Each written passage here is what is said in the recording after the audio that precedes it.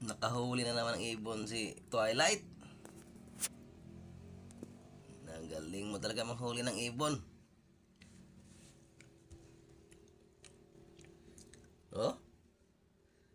Pag pumasok ang city bird, di na makawala sa'yo. Oh? Huli na naman yung kuwan. City bird. Galing. Catcher ng city bird. Baka buhay pa yan. Oh, umiiyak pa. Okay na yan. Naku, pinatay mo na naman. Kakainin mo na naman yan.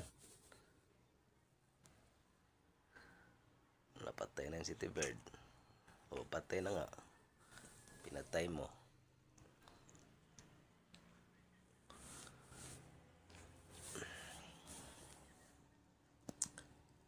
Wala na, patay na.